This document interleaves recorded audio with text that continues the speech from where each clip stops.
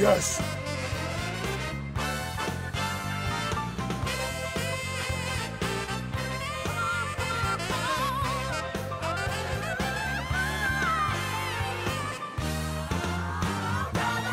Hi, I'm Dennis Gage, and welcome to My Classic Car. Well, this week we're at the Saratoga Auto Museum in New York for their Spring Invitational. This is a killer setting, and they sort of got a twofer going on here. They got an Invitational with about 100 invited cars, and then 300 or 400 more in an open show across the way. I'm telling you, this is going to be a blast, and I think the best thing to do is just to dive right into it.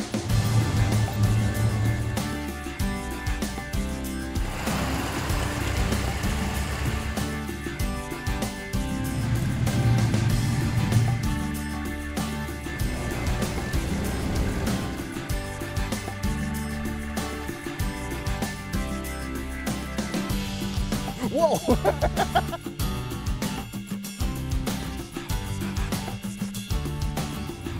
Marcia, how you doing? Oh, Dennis, so glad to have you here. Thank you. This is a great place. The museum is wonderful, but then this event you put on, the Spring Invitational, it's kind of your marquee event of the year, It is right? our marquee event, and it gets bigger and better every year, and we're just thrilled. We have 100 cars in the Invitational, 400 cars in the auto show field, and the weather's cooperated, and maybe 1,000 people here today. So Life is good. life is good. Well, and there's some really interesting cars. I've peered around the Invitational a bit, and there's some amazing stuff. And people seem to be enjoying the whole event, and you open the museum up to the public for this event too. It's all part of it, right? Well, this is a major fundraiser for the museum. It's also sort of the first kickoff event for our season, which, you know, is about 6 months, but there's a lot going on in the park.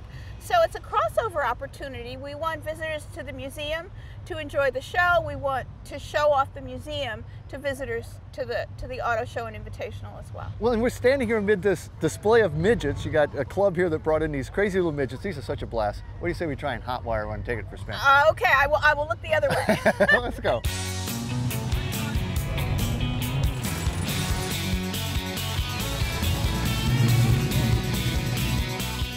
Mike, this is a stunning car. This may be the prettiest car here. It's gorgeous. It's a 30 Packard. 30 Packard 745 Waterhouse Convertible. Very popular, very sought after body, and very difficult to come by. Well, you know, the front end, I mean, you got these gargantuan headlights, you got your driving lights, you got your, I don't know what these are. Parking lights. Parking lights. I mean, there's a lot of illumination up here. Yes, there is. The color scheme on this just drives me wild. It's you know, green, which I love, but these fenders, which are kind of a tan, but there's a lot of green in that. They're kind of a yellow green, and your trim in orange, pinstriped in green. I mean, wow. And then I love the dual side mounts with these canvas covers, the green piping, which matches the top, and this canvas covered visor. Correct. It's got such a hot rod look to it in some respects. I mean, that is a chop top hot rod windshield if I ever saw one. Yes, it is. It's a challenge to see out of, just like a chop top. And then with the visor, let's make it worse. Right, exactly. And then the interior, again, dark green, chrome bows, and even these courtesy lights in the back. Beautifully elegant dash, you know, the oval gauges. Another thing I like about this body is, you know, this dip here. The reason they did that was because the customers wanted a top that would fold down and that they could still look back and see behind them. So right, because more or less normally they sit up pile high. up. Yeah, yeah. And then this, I mean, this is the trunk where the term comes from. Correct. But this looks like it's permanently affixed. They're usually, here's your rack, and you usually put your trunk on that, but this Correct. is part of this body. This is part of that body. So this has the Packard Straight 8 in it? The Packard, classic Packard? Yes, Packard Straight 8, Super 8, Super they 8. called it. Or The big one. The big one. Let's go look at it. Yeah, sure. All right, let's. I'll give you a hand here. This looks like a pretty big. Yeah. Oh yeah. Bring it up and we'll just lay it ever so gently. Ever so gently. It's kind of hefty too. It is. It's got some meat to it. And there she is. That's beautiful. I mean, that's as beautiful as you're going to see. But these are like just notoriously smooth. Yeah, very, very smooth. Runs beautifully. With the long wheelbase, you drive this car. Yeah. And what was it? What was their slogan? It was like, "Ask the man that owns one." Yes. Right? That was Packard. Packard. Ask the man that owns one. Ask the man that owns one. So, what do you think? I love it. Well, there you go. I love it. You're a man that owns one. Absolutely. Well, man, I'm glad you brought it. This is a 1930 Packard Waterhouse. Yes, correct. What a car. Thanks very much. Appreciate it. Beautiful.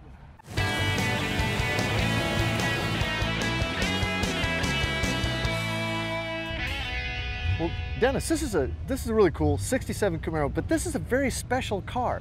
This is actually a Nickey Chevrolet Camaro, right? Sold by Nickey Chevrolet, dealer installed 427.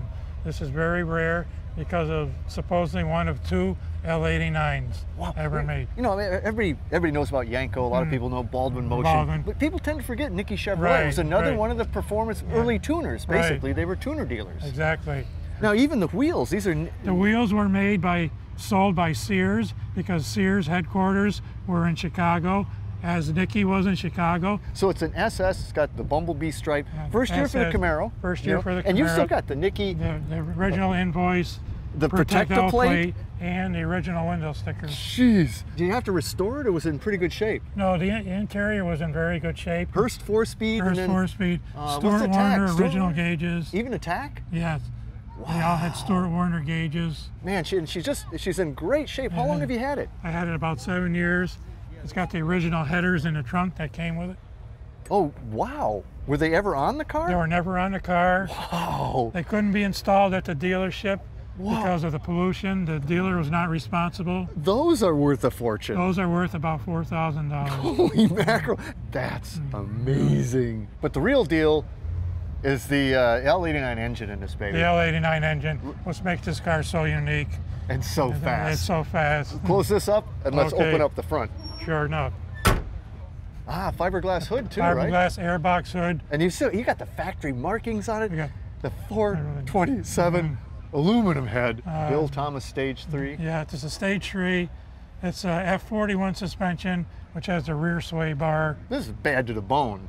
This is it. Man, I mean, it's just beautiful and so rare. Do people really dig this car? I mean, the real Chevy hardcore folks. We had Chevy hardcore people here all day long. Like, yeah, right. I love this car. In fact, one guy had me start it up.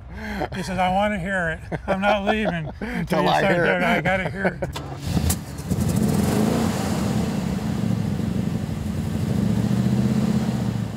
Oh man, it's a beautiful car. 67 Nickey Chevrolet L89 427. Oh, Dennis, beautiful car, man. Well, Ken, this is a real cream puff here. I mean, original. It's definitely original. It's a what? A 1926? 1926 Franklin. Model number would be an 11A. And this is what you call a boat tail rumble seat roadster, but Franklin called them sport runabouts. Sport runabout. And obviously, this is a survivor. I mean, you know, we could try buffing this paint up. I don't think it's going to work. No, I don't think so. There's an entire Volkswagen in this fender. I mean, that's... Well, I'm carrying around 4 of them. Man. So it looks like a nickel surround on the radiator. They called it German silver. It was nickel, but they called them German silver. The headlights, which it's probably a 6-volt system, so they're like a couple matches up here. 21 candle volts. Yep. But what lenses? Those are gorgeous.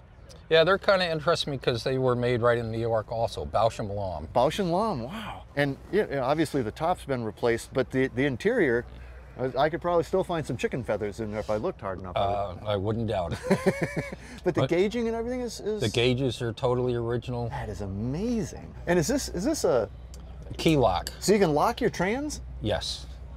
An anti-theft in 1926. In 1926. That's amazing. Yeah. So. Well, and this is really I mean, it's a wild body. And back here, it looks aluminum, and I guess it is, eh? It is. But the cool thing about these cars is it's an air-cooled engine.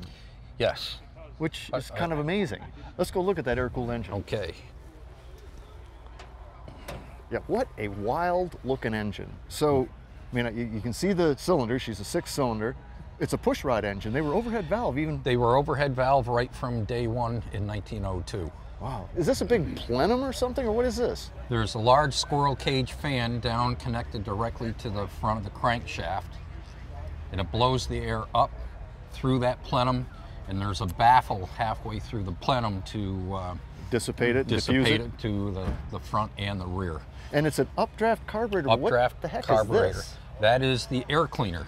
Inside you can see the fins. It's a centrifugal separator, basically, right? Exactly what it is. And this is a vacuum tank, and that's what it used as a fuel pump. It's so cool, and you're sitting beside another Franklin survivor. I mean, this is just really pretty neat show, and to have such a a rare car here. Man, 1926 Franklin Sport Runabout, right? Sport Runabout, yes. Very cool. In fact, air cooled. Very cool.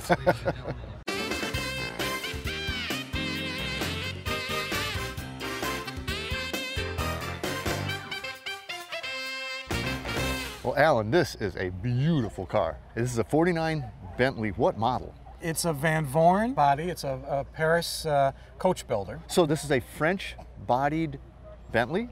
Yes. Well, and it does look very French. I mean, for a Bentley, this looks mighty French. One of the things I noticed when I was looking at this earlier was, you know, I love the swooping fenders and everything. The lines that flow. But the door has got the fender in it. Yeah. Does that whole thing open up? Yeah, sure does. That's crazy. Just the weight and the size of the door is that phenomenal. is huge. You know, it's nicely sprung though. I mean, it doesn't feel as heavy as I'm sure it is. And it closes like a Bentley, of course. This interior is gorgeous. The woodwork in it is spectacular. Is that zebra wood or what is that? That's an inlay zebra Yeah. on walnut and then mahogany on the top.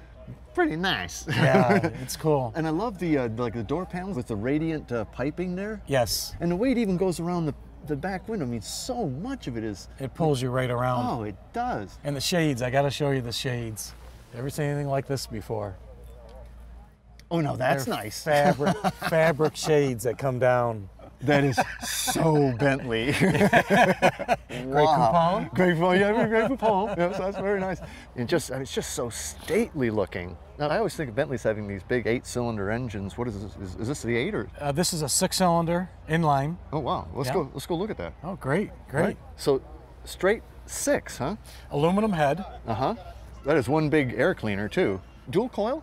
Well, that's a spare coil. You've got one coil, and then in case it fails, you've got a second coil ready to go. And that appears to be a pushrod engine. That's correct. Wow. 130 horse, 250 cc. That's not that big an engine to pull something this big around. How does she drive? It purrs. It's got 3 on the column, and it drives so smooth. Well, and I got to believe that it gets looks. Yeah. Alan, 49 Bentley with a French body on. This is a beautiful car. Thanks for bringing it up. Thank you very much. Well, Malcolm, we meet again. Very nice to see you, Dennis. I'm glad you recognize me as well. You're unforgettable. What can I say? Thank you. But it was what? It was in Stowe, Vermont. It was the British invasion, I believe. And you had that little midge. MG was called midge, right? It's a midget. Midget. Yes, it's called a midget, but it did have the midge.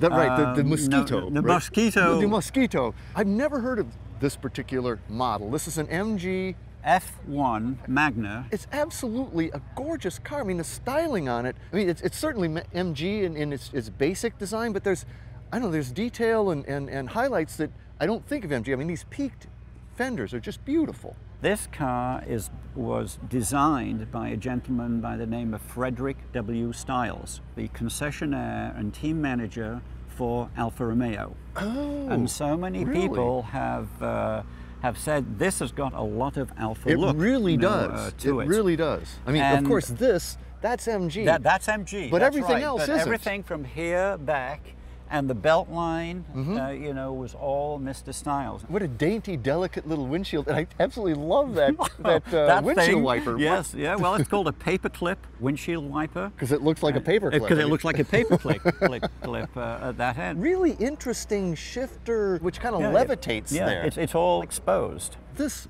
rear end is just beautiful too. I know. So this has the 6-cylinder overhead cam, right? The 6-cylinder overhead cam. Let's go look at that. Okay, good. Oh, that's just as pretty as the outside. That's a big baby. There's your beige chassis there, right? There's the beige chassis, and this is a Woolsey engine. Is a it Woolsey really? 6-cylinder engine. I love this belt too. I mean, that looks like something I made in Cub Scouts. I know. Well, they are just leather sections which have a center spline, and they're all screwed together. And you basically did this whole restoration? Pretty much. Yeah. I don't do the painting, but I do everything from soup to nuts as much as I can. Malcolm, you have such great cars. Thank you. We must do this again at a show sometime soon. We will. We will. I would love to do that. 1932 F1 Magna. Beautiful car. Yes. Thank you so much for bringing it out. And thank you for remembering me. Oh, you're unforgettable. Hey, the Spring Invitational here at the Saratoga Automobile Museum in New York is a really nice event, and what a cool place to be. This one's worth a trip.